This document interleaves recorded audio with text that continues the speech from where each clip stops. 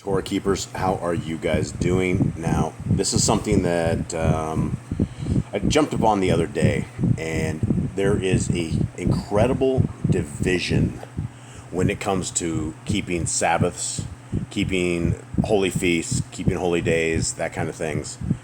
And it all has to do with, I guess, what people call the lunar solar keepers. And I have gone over and over and over, especially in the Torah, that when our Creator does stuff, He always does it in cycles of 7. Always. It doesn't matter about anything. He never does anything outside of it, right? If you're a leper, you're kicked out of the camp for 7 days. If you are trying to clean yourself, it's outside of the camp for 7 days. When we were building the temple, all of the different grommet hooks, there's 50s and there's 7s, and it is all the same. And our Creator is ingenious in His assumptions, in His building, in His creation, that He doesn't have to begin a new year in the middle of a month or in the middle of a week. He begins a new year on cycles of 7, and the same for Jubilees. There's 50s and things of that nature. Now, everyone's really super confused, and everybody has their own cycles, everybody has their own Sabbaths, and I know a tremendous amount of people who are what they call lunar keepers, and they will start their Sabbath. They say their Sabbath is on a first day. Now, one thing I would like to point out, and what I mentioned today in one video, is it doesn't matter what day of the week you call anything, like Monday, Tuesday, Wednesday, Thursday. Those are all pagan names. If you're worshiping on a Saturday, it is not a Saturday. It is a 7th day, right? If you're falling upon a Sabbath day and it falls onto a Saturday, it is not that you're on a Saturday. It is that you're in a 7th day. Now, when you're worshiping on a first day, or you have your what you call new beginnings or something of the sort, where you start you restart the year in the middle of a week, and you do not have a cycle of 7. And what I mean by this is some of the lunar keepers will start basically they'll have a Shabbat, and then 2 or 3 days later, because their new year, they believe the new year starts over, they will have another Shabbat. And so basically you only have 2 or 3 days, and that takes you out of the cycle of 7s. Now, it is not hard to figure this out, but we have to come to a date of creation. And one thing I'd like to point out right here is this right here. People were asking me the other day, they were like, well, why do you think there's 24 hours in a day? I don't think there's 24 hours in a day. I don't care if we call it hippo time or call it dog time or something of the sort. You call it an hour. I call it one of Yah's days, right? A day is from sunset to sunset. That is over and over and over in the Bible. It is our day ends at sunset, the previous day, and it also begins the new day at sunset. So we never even knew, like, if you were wanting to base things upon 24 hours of a day, or that you're worshiping on a Saturday or something of the sort, understand, please, that this guy, Hipparchus, or whoever he is, he invented the entire 24-hour equinoctial hours between 147 and 127 BC. So before about 100 years, 200 years before the walking of our Messiah Yahusha, he invented the 24-hour time, or he based upon equinoxes and things of that nature. And that is not what it is. Like back in the day, I'm sure they had some way to figure out roughly what time it was, but it didn't go in hours, right? The sun comes up. I could tell you right here that roughly when the sun comes up here, it's right around 5:50 a.m. That's what I know it as, because we count things in hours, right? But our Creator, you would know your day started the day before, because sunset came. So basically the day started. When your sun rises the next day, there's your morning, right? But your day has already begun. You're already 12 hours through your day. The day runs through the night. Now the problem is when we get out of cycles of 7, we are not doing what our Creator has said.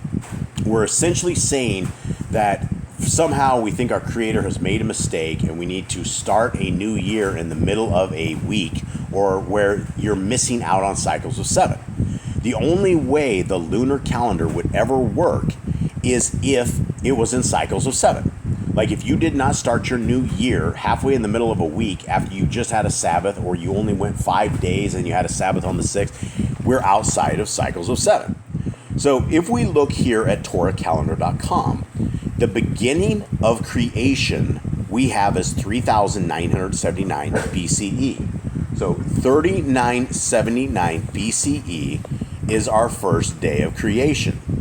And so they have creation day 1 here on the 17th, but they're putting this back and they're equating this with the Gregorian calendar. And they're only doing that so that we, as people in these end times, can try to figure out what exactly date and time it is, right? So creation day 1 was day 1. Creation day 2 was day 2, right? So you had what we think of as on a Sunday, well, on a first day, right? And that's, again, we're all programmed into Roman Catholicism where we are, where we know things like this. And they literally hijacked our Creator's calendar and added their stuff into it. Now, the cool thing about TorahCalendar.com is we have the creation date, right? And we know this creation date is right here, day 1. And then we have creation day 2 all the way till we have the very first Sabbath.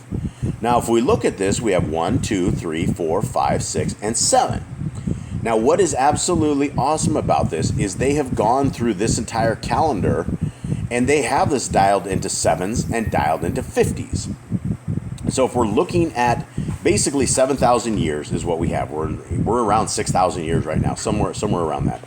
And we have what is, let's take a look right here, right? And so if you take this calendar and you take this, and we have our first 1,000 years, then there are 2,000 years, 3,000 years, 4,000 years, 5,000 years, roughly 6,000 where we are now. They've counted this up, and our Sabbath of today is on using this calendar. Now, they hate this website. They've really completely jacked this thing up. But if we are looking right here, let's see, how do we do this right here? And they just tossed me under the bus. I don't know what's going on. So this is not where we are at. So let's do 2022. And I don't care. Let's see if it'll pop up. There it is right there. All right, so here's 2022. Let me make sure that we are... so we are... This is 2022, where we are right here. And let's get current here. What is the date today, anyone? It is... What is it? 16th of July 16th. On the pagan calendar. But they have corresponded this, and we are on a Shabbat right here. And so, July 16th, right here. This is where we are at, right? And so the cool thing about this is using this calendar, if this is the date of creation that we would just discussed, they've counted by 7s all the way till we are today, and we are in line with our Creator's calendar. So I would like to toss this out to everybody, and I guess I would like to know if anybody has another date that they know of that creation was created, or another calendar that begins creation that starts the count of 7s. If we go outside of the count of 7 and we start a new beginnings, or we're doing something outside of the way our Creator has said, I do not believe we are doing this correctly. So if anyone else has another calendar, that I would like to see. So please present this in the comments below so we can all discuss this together. And if not, I believe that we are on the correct calendar using TorahCalendar.com. And you have to do this in cycles of 7. And if we do not do this in cycles of 7, then we are off. So today is a 7th day. And you may say, well, Jason, the Jews changed the 7th day to a Saturday. There was no Saturday. I don't care what you call the day, because the day is a seventh day. It doesn't matter if you call it a Monday or Tuesday or whatever. It matters that we have things in a cycle of 7. So if we are outside of the cycle of 7, then we are doing it wrong.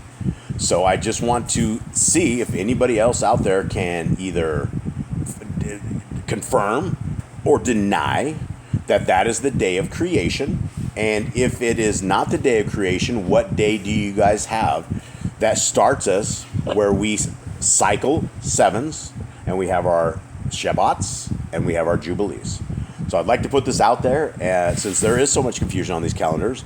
I think it is very important that we come up with the day of creation, and if we do have the day of creation, then we're set, right? We're absolutely on the right schedule, and then from here, we simply need to figure out what our feasts are, when our stuff is, and then we celebrate them, and then we are on the right calendar. So hopefully this takes some of the complexity out of this entire lunar madness when we are trying to keep Shabbats via lunar and various things. It never says that in the Bible. And you can invent stuff and you can throw stuff out. And I've heard every side of the argument. There's probably 100 different types of lunar keepers, and they all keep stuff a little bit different, and they all have to invent things. One of them I heard was the sun, where the sun stood for a time when Joshua was fighting, right? And they pull all of this stuff in there, and it doesn't make any sense if we're outside of the cycles of 7. So I'd like to bring that to you, present that to you, and I would like to say Shabbat Shalom. I am heading out for the day. I hope you guys are wonderful, and I hope you guys had a wonderful Shabbat. I'm out.